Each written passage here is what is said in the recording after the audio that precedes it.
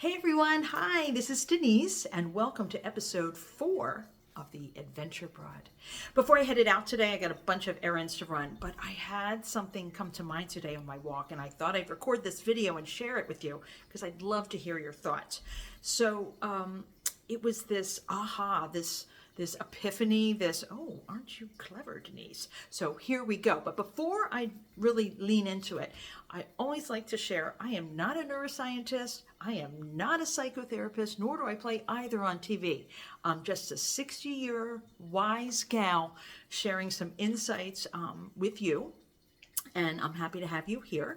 And a lot of my insights are informed by lived experiences, books that I read or listen to, podcasts I listen to, and conversations that I have. So back to this moment today. We all know that feelings are caused by thoughts. You think something, you have an emotional reaction to it.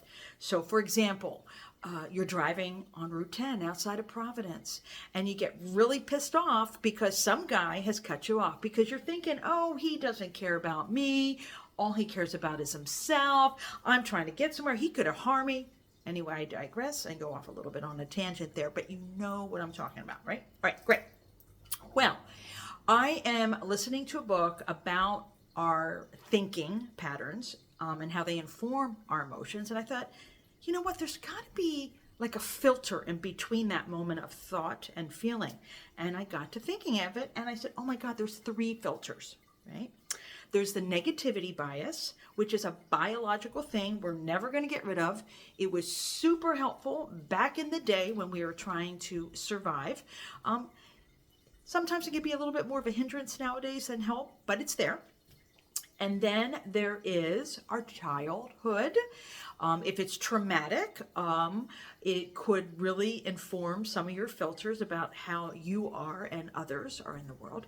And then culture, right? We live in, for example, a culture that's very influenced by patriarchal viewpoints. That's a YouTube for another day. But so that's an external element, if you will. So as you look at those 3 filters, how do they show up?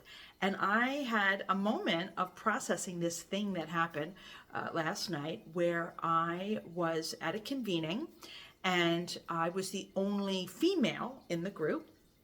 And this has happened before.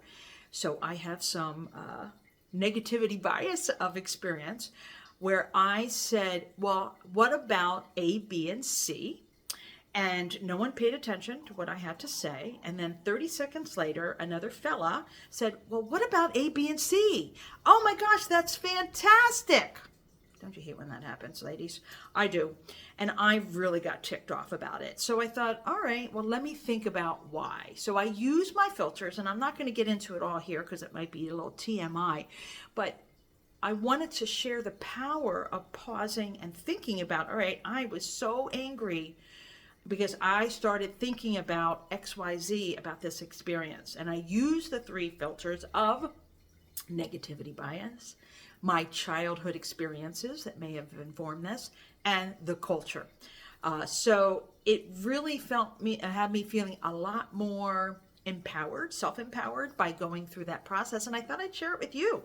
So I'd love to hear if you have any thoughts about my theory and if you've used it or something you might want to use. And if you do, let me know how it goes. All right. Okay. Bye.